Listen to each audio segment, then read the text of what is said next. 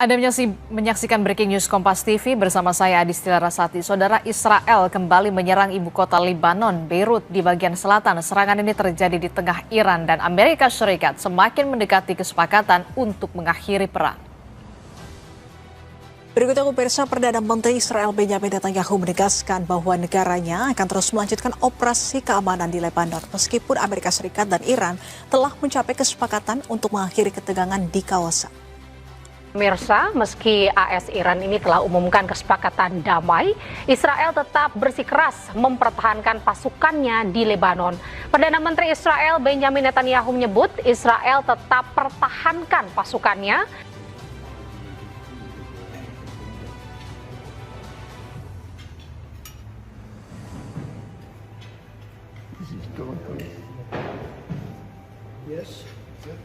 Bravo.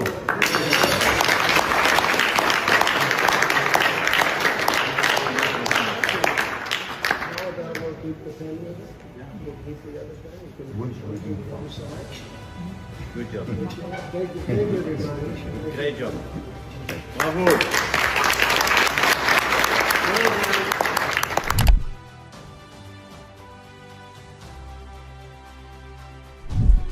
Siapa yang menabur angin akan menuai badai. Inilah gambaran yang pas untuk melihat kembali yang terjadi di Timur Tengah setelah Israel kembali melancarkan serangannya ke wilayah Lebanon.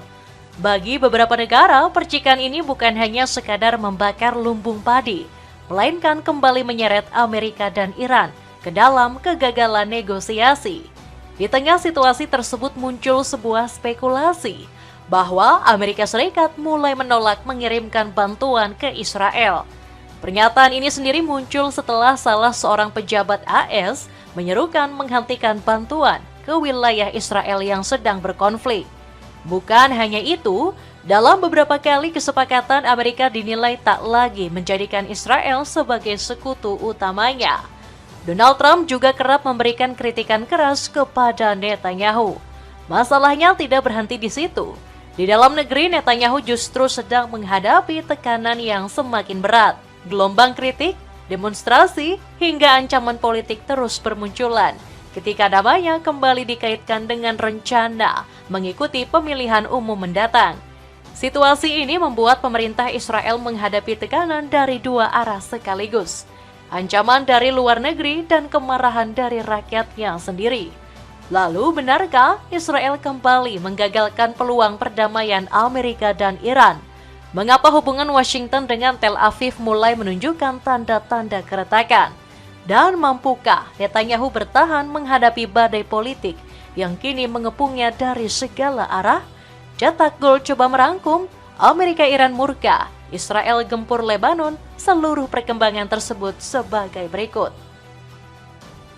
Israel menantang AS Iran sengaja gempur kembali Lebanon Selatan.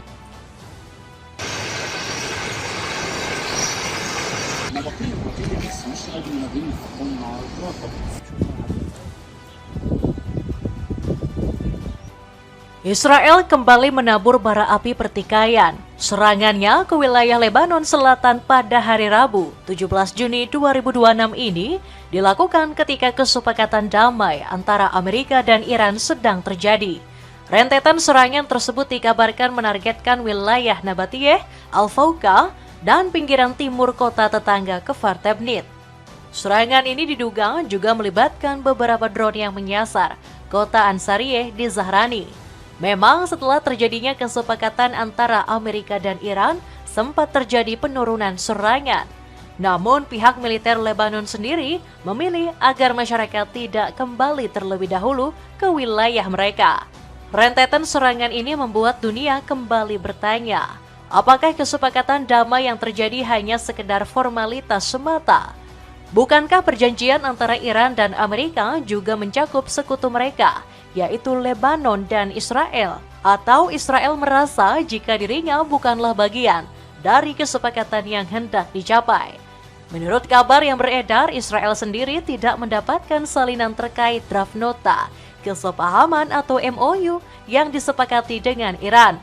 Laporan media Israel menyebutkan jika nota kesepakatan tersebut baru akan diberikan ketika kesepakatan telah tercapai di Swiss telah terjadi. Banyak pihak menduga bahwa meningkatnya kasus ini karena kerenggangan antara kedua pemimpin negara, Donald Trump dan Netanyahu. Amerika Serikat menolak permintaan Israel untuk melihat nota kesepahaman yang baru disepakati sebelum seremoni penandatanganan yang diperkirakan akan digelar di Swiss akhir pekan ini. Dikutip dari The Jerusalem Post pada 16 Juni 2026. Sebagai informasi, pada 17 Juni kemarin sudah dilakukan penandatanganan perjanjian di Prancis antara pihak Amerika Serikat dan Iran. Baru pada tanggal 19 Juni nanti akan dilanjutkan di Swiss. Namun, sebuah pernyataan serupa juga datang dari koresponden diplomatik untuk stasiun televisi Israel, Guy Azriel. Ia menyebutkan bahwa saya sekarang dapat mengonfirmasi bahwa Israel telah secara resmi meminta akses kepada MOU Iran dan ditolak. Sebuah perkembangan yang luar biasa antara sekutu-sekutu dekat ini dalam isu yang sangat penting bagi keamanan nasional. Pelarangan terhadap akses ini kembali membuat kita bertanya-tanya, apakah Israel memang sengaja dibutakan dari perjanjian? Mengingat isu sebelumnya menyebutkan jika Israel memang tidak mau terlibat dalam kesepakatan antara Amerika dan Iran. Meski belum ada pernyataan resmi mengenai tidak dilibatkannya Israel ini, serangan ke Lebanon tetaplah terjadi. Netanyahu berpotensi menjadikan perjanjian ini sebagai angin lalu semata, mengingat perundingan ini hampir batal akibat serangan Israel ke Lebanon sebelumnya.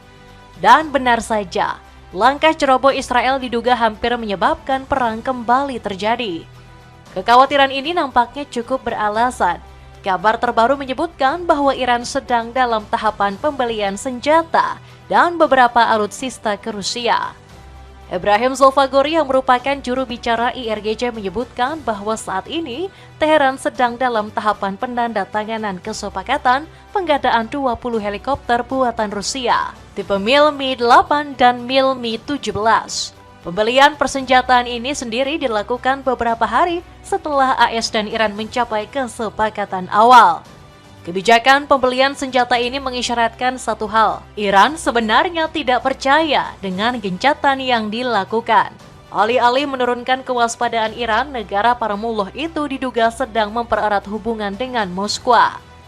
Di saat yang bersama, kecaman terhadap Israel juga datang dari Lebanon. Sekretaris Jenderal Hizbullah Naim Qasim menyebutkan bahwa tidak ada zona percobaan, tidak ada zona aman bagi Israel, dan tidak ada zona kuning atau hijau. Israel harus meninggalkan Lebanon dan mereka akan pergi. وقف العدوان جوا وبرا وبحرا، انسحاب إسرائيل من كامل الأراضي اللبنانية، إعادة الأسرى، عودة الناس إلى آخر شبر من لبنان، والإعمار.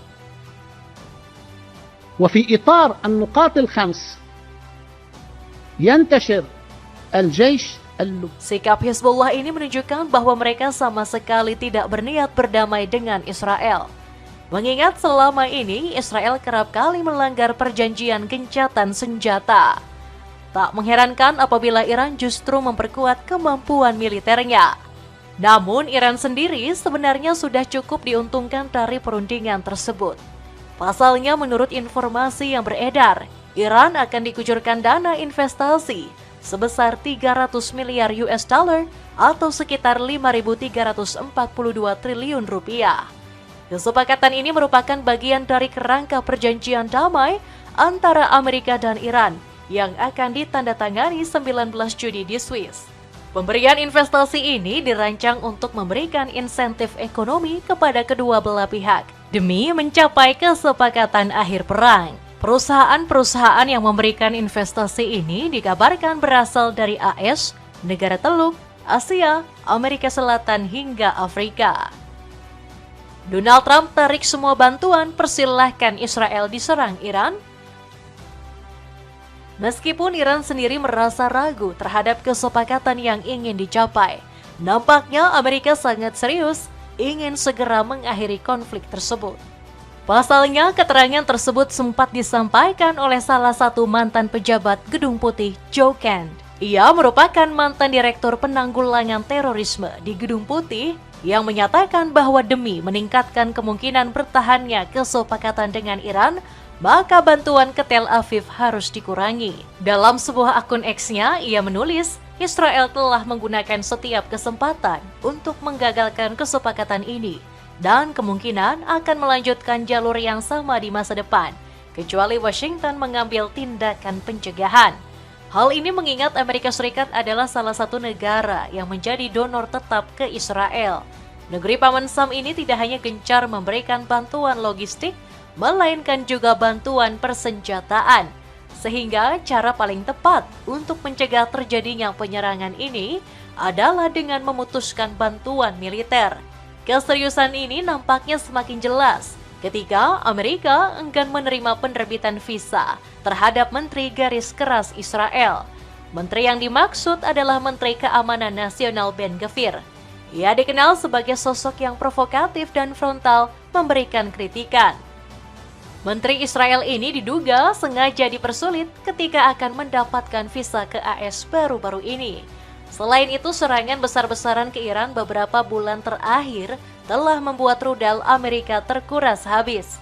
Menurut CSIS, selama masa penyerangan kurang lebih, Amerika telah menghabiskan lebih dari 1.000 rudal Tomahawk. Padahal selama 1 tahun, Amerika hanya mampu memproduksi sekitar 600 rudal saja. Selain Tomahawk, Amerika juga menghabiskan banyak stok pertahanan seperti Patriot dan THAAD. Diperkirakan ada sekitar 1.060 hingga 1.430 pertahanan udara yang digunakan selama perang.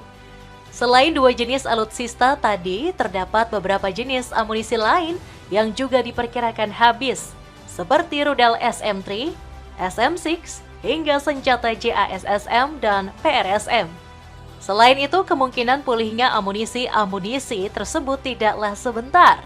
Paling cepat diperkirakan baru pulih pada akhir 2026, dengan catatan tidak lagi ada peperangan yang terjadi.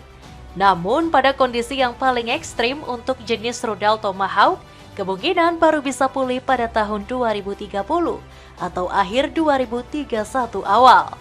Bukan hanya stok rudal yang menipis, Amerika juga baru-baru ini mengalami kecelakaan pesawat bomber B-25 yang menewaskan 8 awak kapal. Meskipun tidak berkaitan dengan konflik yang terjadi, namun kerugian ini dianggap memberi pukulan hebat bagi Amerika yang sedang menghadapi krisis militer. Dengan adanya krisis ini, besar kemungkinan Amerika Serikat akan benar-benar menyepakati perjanjian dengan Iran. Hal lain yang juga mendukung adalah berkaitan erat dengan kritik Trump kepada Netanyahu. Donald Trump menyebut Netanyahu sebagai orang yang sangat sulit, bahkan ia justru memuji Putin dan Xi Jinping. And in all fairness to Bibi Netanyahu, who happens to be a good man, gets a little excited sometimes. But he happens to be a very good man. We've had an amazing partnership. He's been an amazing prime minister. We have a little dispute over Lebanon. I say, you can do a little softer touch, Bibi. You don't have to knock down a building every time somebody walks into it that's from Hezbollah. Kedua pemimpin negara ini justru dipuji karena dianggap telah membantu Amerika dalam menyelesaikan konflik dengan Iran. Bahkan Donald Trump mengusulkan agar sebaiknya Suriah yang memerangi Hezbollah. Israel dianggap tidak mampu menyelesaikan konflik yang terjadi dengan Lebanon.